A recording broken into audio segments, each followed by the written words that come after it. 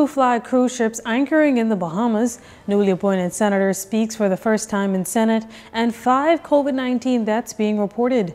Good evening, everyone. I'm Tyler Simonet with your JCN News for this Monday, February 7th. Crystal Serenity and the Crystal Symphony, two Bahamian flag cruise ships, were arrested by an order of the Supreme Court here in the Bahamas after diverting here to avoid being detained in the United States. Crystal Symphony diverted to Bimini, arriving there on January 22nd after a Miami federal court judge ordered the ship arrested when it returned to Florida at the end of its cruise, a result of a $4.6 million civil suit for unpaid fuel charges against its parent company, Genting Hong Kong, as well as older bills for another one of its cruise ships. Here's Acting Port Controller Lieutenant Commander Byrne Wright.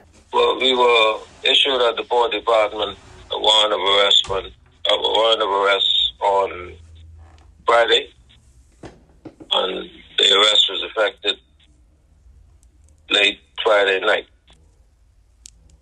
As the Admiralty Marshal, once those documents are received from the court, they are executed expeditiously.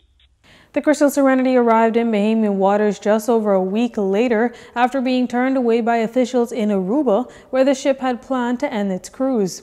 Both ships were observed slow speed steaming away from Bimini on February 3rd, heading towards north of the Bahamas. Both arrived at Freeport, Grand Bahama on Friday, February 4th, and were subsequently arrested by local authorities, according to online website The Maritime Executive. The ships, according to Acting Port Controller Wright, are not at the Freeport port, but rather the Freeport anchorage, which is just off of Freeport.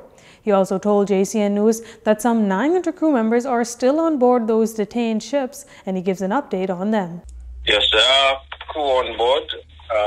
The intent is to have the crew repatriated as quickly as possible at no cost to the Bahamas government. Well, the crew is not the crew. They're not under arrest. So, yes, they will be allowed to disembark, and that process has started. We're in the early stages of making the arrangement to have the crew disembarked. Mr. Wright explained that until the debt is settled, then they will receive further instructions, but in the meantime, the ships will remain at the Freeport anchorage. Newly appointed Senator Michaela Ellis giving her first speech in the upper chamber this morning after being sworn in. She replaces opposition Senator Vianna Gardner, who resigned on New Year's Eve. The new senator says those senators are tasked with engaging with each other robustly in good faith. Senator Ellis says she embraces the fact that she may not always be right. Madam President, I confess that as a litigator, I often feel the compulsion to persuade the room to agree with my submissions. In fact, we go into each contested hearing knowing that at least one person, hopefully not the judge, disagrees with our application. I shall endeavor to approach our debates with a view to bringing as many of my colleagues opposite with me and listen to their contributions to see where there's fertile ground for consensus. And when we disagree, and we undoubtedly will, to do so in a manner keeping with the dignity of this place and our duty to the Bahamian people. Leader of the opposition business in the Senate, Darren Henfield, also chimed in. I've had an opportunity to work opposite her before, and she's fastidious, she's focused, she's deliberate about accomplishing the tasks that she faces. She's equipped for service in this place, and in the interest of our country, I believe she will do a fantastic job. Ms. Barnett Ellis is a partner at Graham Thompson and has years of public service experience, having served as chairperson of the Building and Contracts Committee and chairperson of the Operations Committee of the National Insurance Board from July 2017 through September 2021, and as honorary secretary of the Bahamas Bar Association from June 2019 to the present. Opposition leader Michael Pintard says her experience, perspective, and dedication to serving Bahamians is expected to further strengthen the Senate and help shape our country's future. Senate President Lachelle Adderley raising a clarion call to address the systematic issue of domestic and gender-based violence in country. She says this much after offering condolences to the family of 21-year-old Heavenly Tervius, who was gunned down by her alleged ex-boyfriend on January 22nd. We need to cultivate a culture of zero tolerance legislation and policies to combat these issues and to create a safer Bahamas, irrespective of race, class, creed, sex, or socioeconomic status. Therefore, I am pleased that the Minister of State for Social Services in the other place has indicated that there is a draft domestic violence bill. The Chair looks forward to presiding over the proposed domestic violence bill that will bring hope to victims of these horrendous crimes. Additionally, she submits that there needs to be greater emphasis placed on increasing the number of safe houses throughout the country to protect the vulnerable and those at risk.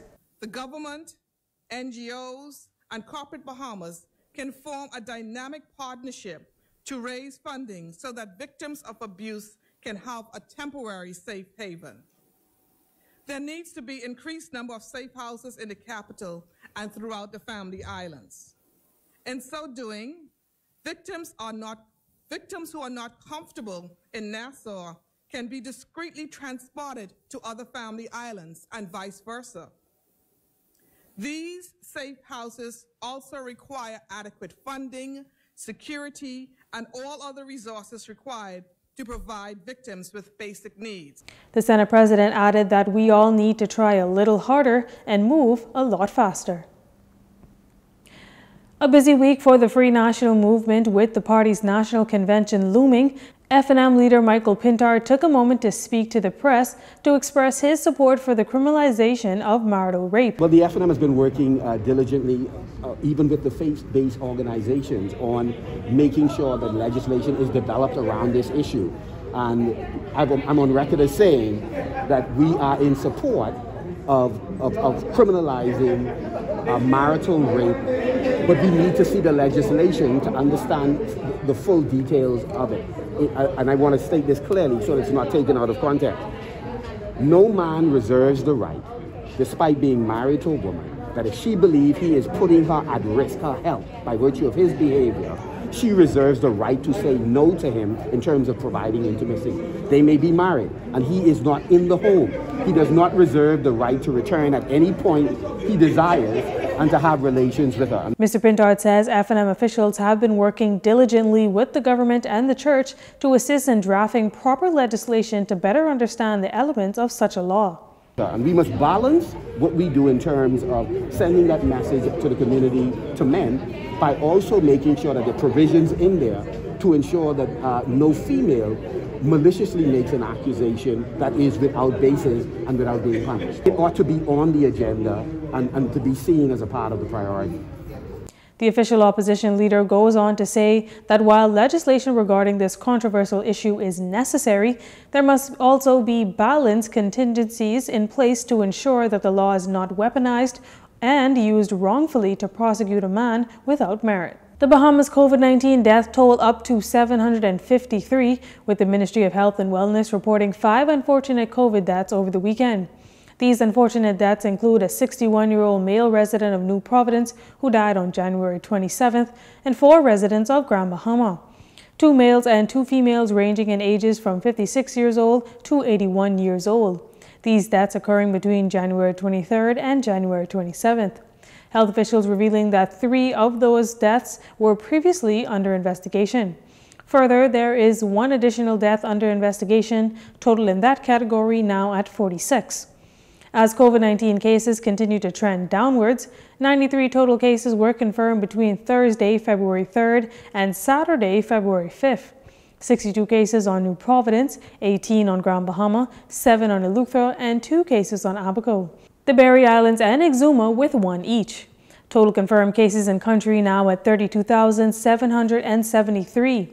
Active cases in country now at 6,701, and as of Saturday, 69 people are in hospital with the virus.